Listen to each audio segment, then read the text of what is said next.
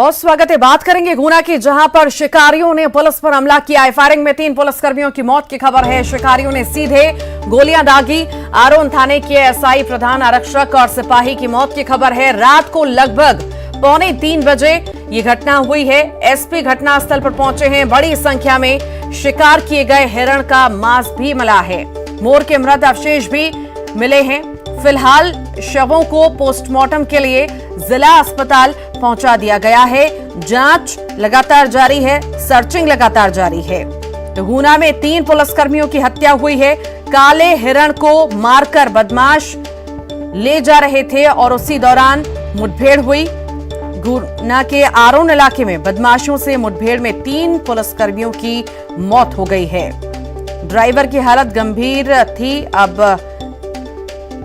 अभी भी घायल ड्राइवर की हालत गंभीर बनी हुई है। बता दें आपको, लगभग सुबह 3 से 4 बजे के बीच ये घटना घटी है।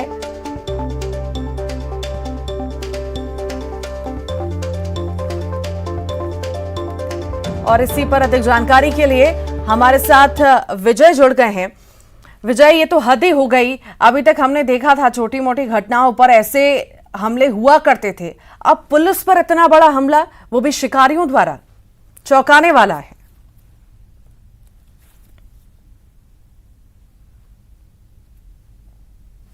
घटनाक्रम जो है आज गुना में देखने को मिला। गुना के आरोन थाना क्षेत्र में जो बड़ा ही जो है अच्छा थाना जो कहा जाता था, जहाँ पे क्राइम के मामले में जो है सबसे पहले कार्रवाइयां होती थी।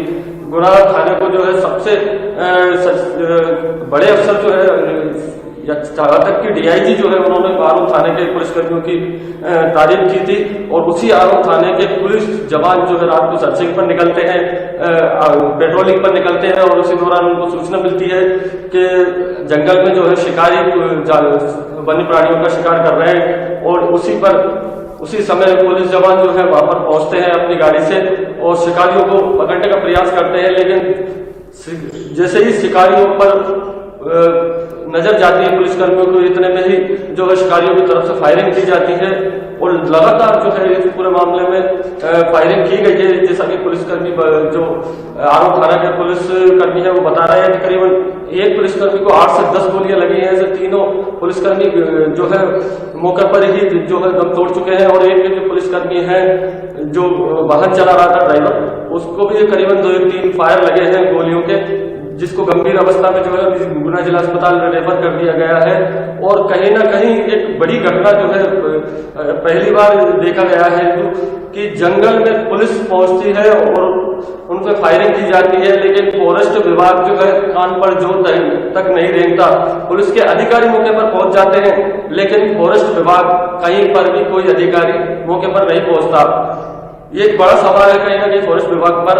और फॉरेस्ट विभाग की एक और सबसे बड़ी लापरवाही कही जाएगी, अगर फॉरेस्ट विभाग समय देते, सर्चिंग करता, मॉनिटरिंग करता, तो आज इन शिकारियों की जरूरत नहीं होती कि वो पुलिसकर्मियों पर फायर करते। लेकिन उनके हौसले बुलंद थे, उनको संरक्षण प्राप्त था कहीं ना कहीं फॉरेस्ट विभाग के अधिकारियों का, जिसके चलते वो आज 3 पुलिसकर्मियों की मौत के जिम्मेदार भी कहीं ना कहीं कहे जाएंगे। क्योंकि एक ही व्यक्ति ऐसा नहीं है जो इस पूरे घटनाक्रम में रहा हो। पूरा फॉरेस्ट विभाग को इसमें तत्परता से कार्रवाई करनी चाहिए थी, समय रहते शिकारियों पर कार्रवाई करनी चाहिए थी, लेकिन किसी ने कोई कार्रवाई नहीं की, जिसका खामियाजा आज 3 पुलिसकर्मियों को अपनी जान देकर गंवाना पड़ा। जी, हिरन तस्करी की बात करें, दूसरे जानवरों की तस्करी की बात करें, ऐसे मामले प्रदेश में आए दिन आते हैं।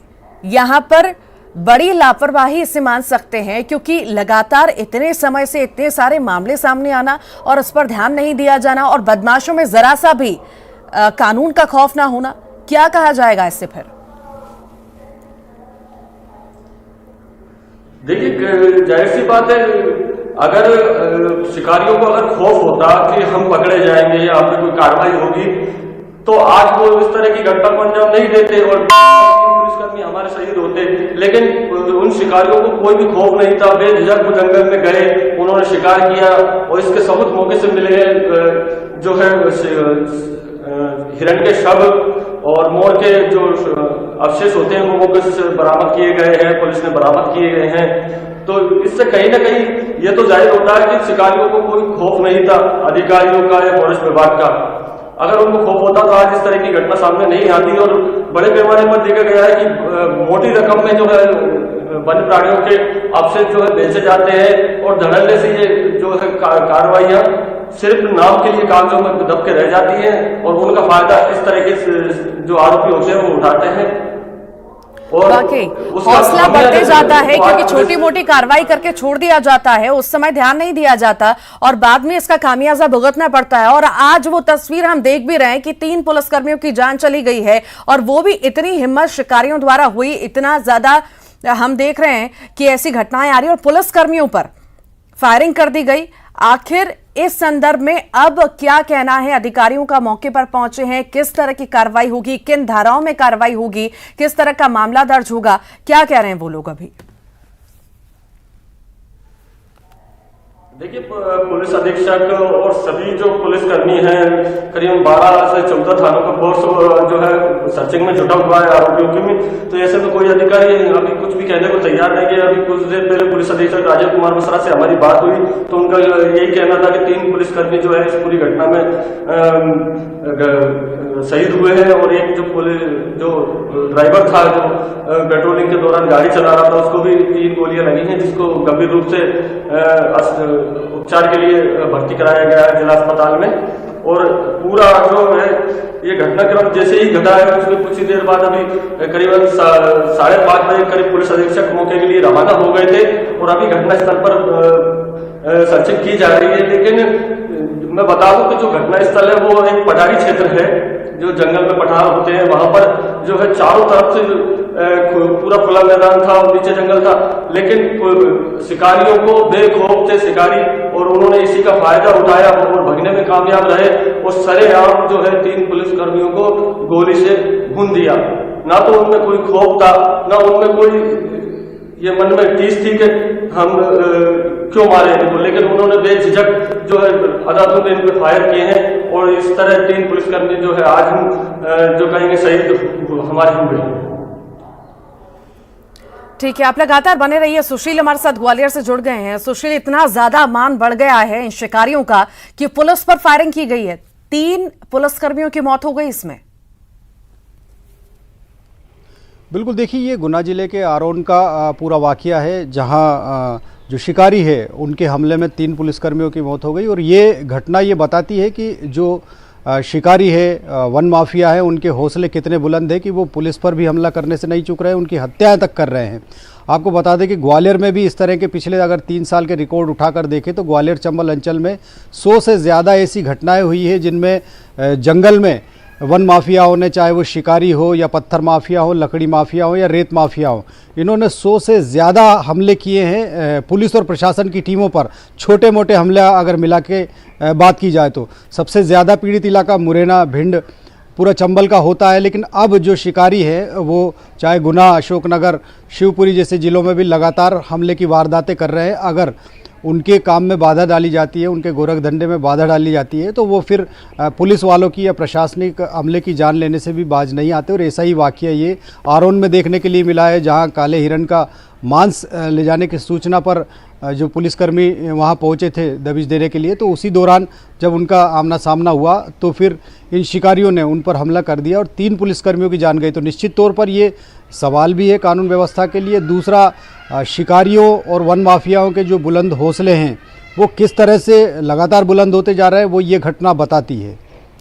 सुशील, आप भी बता रहे हैं और हम लगातार देखते आ रहे हैं प्रदेश में ऐसे मामले, तस्करी के मामले, शिकारियों के ये मामले जो हैं लगातार सामने आते हैं।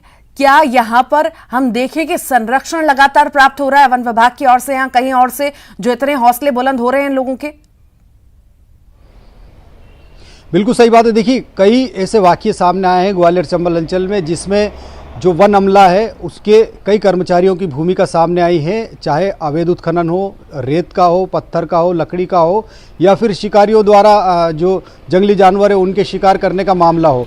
तो कई मामलों में इस तरह की मिलीभगत सामने आई है जिसमें वन अमला इनको संरक्षण देता है। और यही वजह है कि उसके चलते इन शिकारियों के या इन माफियाओं के हौसले इतने बुलंद होते हैं कि जब पुलिस टीम अगर इस तरह से पहुंचती है दबिश देने के लिए तो पुलिस पर भी एक तरह से हमला करके पुलिस वालों की जान ले लेते हैं। तो ये घटना ये बताती है कि इनके हौसले कितने बुलंद हैं। सवाल ये भी तो उठता है ना, वन विभाग में बड़े अधिकारी हैं, फिर वो क्या कर रहे हैं? क्या मॉनिटरिंग समय पे नहीं होती है? जो मिली भगत होती है, छोटे निम्न स्तर पे जो भी अधिकारी होते हैं उन पर क्या ध्यान नहीं दिया जाता कि वो किस तरह से काम कर रहे हैं? क्या सर्चिंग हो रही है, नहीं हो रही है, गश्त पर निकले हैं, नहीं निकले हैं? ये भी कई सारे सवाल खड़े करता है, क्योंकि जब कार्रवाई होती है ना तो छोटे स्तर पर कार्रवाई करके खत्म हो जाती है, बड़े स्तर पर कार्रवाई नहीं होती है। बिल्कुल सही बात है। देखिए, अधिकारियों की अगर बात करें मॉनिटरिंग की तो निश्चित तौर पर वो दावा तो करते हैं कि मॉनिटरिंग लगातार उनके द्वारा की जाती है, लेकिन जो घटनाएं होती है वो ये बताती है कि कहीं ना कहीं मॉनिटरिंग में कमी है। दूसरी सबसे बड़ी परेशानी ये भी होती है वन अमले के सामने, चाहे जो मैदानी अमला हो जो जंगल में डटा रहता, उनके पास संसाधनों की कमी होती है। छोटे स्तर के जो कर्मचारी हैं वो सिर्फ डंडे के सहारे वन या फिर जो माफिया है उनसे निपटने के लिए तैनात रहते हैं। इसके अलावा उनके पास जो हथियार भी है तो वो उतने अत्याधुनिक नहीं है कि जितने वन माफियाओं से या इन लोगों से निपटा जा सके। यही वजह कि इस तरह की जब घटनाएं होती है तो माफिया हावी हो जाते हैं और वन अमला, चाहे छोटे स्तर का मैदानी अमला हो, उसको खदेड़ दिया जाता है या फिर उन पर हमला होता है। हमला होते ही वो भाग खड़े होते हैं। अक्सर अधिकारी यह बात कहते हैं कि संसाधनों की कमी शायद ये एक्सक्यूजेस हैं, क्योंकि संसाधन उपलब्ध कराना ये भी बड़े अधिकारियों का काम है कि उन्हें संसाधन उपलब्ध कराए जाए, क्योंकि ऐसी घटना कोई पहली बार नहीं हुई है। पहले भी हमने पूर्व में देखा है 100 से ज्यादा ऐसी घटनाएं हो चुकी हैं और कई लोगों की जान जा चुकी है। तो इस संसाधन उपलब्ध कराना भी कहीं ना कहीं जिम्मेदारी है, जिस जिम्मेदारी से बचा जाता है और ऐसा खामियाजा फिर भुगतना पड़ता है। बिल्कुल सही बात है। देखिए, संसाधन उपलब्ध कराना भी अधिकारियों की जिम्मेदारी है और अधिकारियों के जरिए ही राज्य सरकार इस पर संज्ञान लेती है कि वन अमले को या वन अधिकारियों को किन किन संसाधनों की ज़रूरत है या क्या उनको परेशानियां हैं वन माफियाओं से निपटने के लिए। तो निश्चित तौर पर अफसर अगर सरकार से गुजारिश करते हैं तो सरकार फंड देती ही है, लेकिन देखने में ये भी आया है कि वन अमले ने जो पिछले समय हथियार अपडेट करने की बात कही थी वो भी अपडेशन नहीं हो पाया है। छोटा जो मैदानी अमला है उसके पास पुराने ही हथियार है और दूसरा ये भी है कि उनको हथियार चलाने की परमिशन भी नहीं होती है। अगर उनकी जान पर बन आती है तो वैसे भी वन अमला जो होता है निचले स्तर का वो अक्सर भाग खड़ा होता है। ग्वालियर में भी 3 दिन पहले इसी तरह की घटना हुई थी, जहाँ लकड़ी का ट्रैक्टर रोकने गए जो वन कर्मचारी थे छोटे, उन कर्मचारियों पर वन माफिया ने हमला किया, ट्रैक्टर चलाने की कोशिश की तो वो भाग खड़े हुए। बाद में अफसर सामने आते हैं, कहते हैं कि कार्रवाई की जाएगी और माफियाओं के खिलाफ एक्शन लिया जाएगा, लेकिन FIR दर्ज होने तक ये मामला सीमित हो जाता है। यही वजह है कि इन माफियाओं के हौसले बुलंद होते जाते हैं और इस तरह की घटनाएं बढ़ती जाती है। वन हमला तो छोड़िए, पुलिस पर हमला हो रहा है, पुलिस के 3-3 लोग जो है ऐसे हमलों में शिकार हो रहे हैं, अपनी जान से हाथ धो रहे हैं। तो निश्चित तौर पर ये सवाल तो खड़ा होता है कि किस तरह की मॉनिटरिंग है वन हमले की या फिर पुलिस की भी क्या प्रिपरेशन है। गुना जैसे ज़िले में अगर इस तरह की वारदात होती है, जो शिकारी जानलेवा हमला कर देते हैं और 3 लोगों की जान ले लेते हैं, तो निश्चित तौर पर पुलिस के साथ वन विभाग को अपनी रणनीति बदलने के लिए कोशिश करनी होगी। रणनीति बदलनी होगी या तो संसाधन उपलब्ध कराने होंगे सुशील, संसाधन उपलब्ध कराने होंगे या उन्हें पावर देनी होगी कि हाँ अगर ऐसी स्थिति निर्मित होती है तो आप ये चीजें कर सकते हैं। कुछ ना कुछ उस पर रणनीति तैयार करनी होगी, क्योंकि जब भी अभी आपने बताया ग्वालियर में भी ऐसी घटना घटित हुई, भाग खड़े हुए वन अमले के लोग, तो आखिर ऐसा कब तक चलेगा? फिर किस लिए वो हैं जो ड्यूटी है, अगर वही ड्यूटी नहीं हो पा रही है तो फिर क्या फायदा उसका?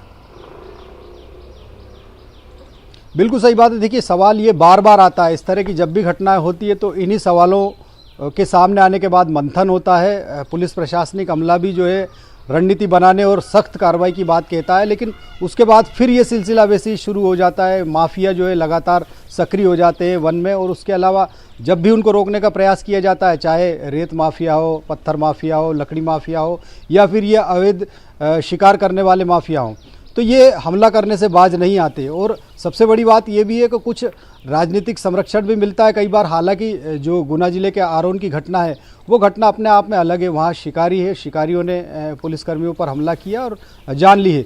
तो निश्चित तौर पर जो काले हिरण का शिकार है एक तरह से विलुप्त प्रजाति मानी जाती है काला हिरण मध्य प्रदेश में। तो निश्चित तौर पर ये महंगे दामों में बिकती है और यही वजह है कि शिकारी जो है लगातार जंगल में इस तरह की वारदात करने के लिए आते हैं और जब भी वन अमला या फिर पुलिस की टीम उनको रोकने की कोशिश करती है तो फिर वो अपने बचाव के लिए हमला तक करते हैं। और ऐसे ही हमले में गुना जिले के आरोन में इस तरह की घटना सामने आई है कि 3 पुलिसकर्मी जो है अपनी जान गंवा बैठे और उसके बाद अब फिर ये सिलसिला शुरू हुआ है कि किस तरह से इन माफियाओं पर लगाम कसी जाए, सख्त कार्रवाई की जाए। ये सब जो बातें हैं वो वापस से सामने आई है, लेकिन कहीं ना कहीं ठोस रणनीति एक बनानी पड़ेगी, तभी जाकर इस तरह की घटनाएं रुकेगी। क्योंकि हौसले इतने बुलंद है कि पुलिस पर हमला कर रहे हैं, जान ले रहे हैं, तो निश्चित तौर पर समझा जा सकता है कि उन्हें किसी तरह का कोई खौफ नहीं है। और सामने अगर जब पुलिस भी आती है तो वो हमला कर देते हैं। वो पूरी तैयारी से आते हैं वो लोग अपने अवैध हथियारों के जरिए भी, जो लगातार टीमों पर हमला करते रहे पहले भी, और ये कल भी इस तरह का वाकया सामने आया देर रात।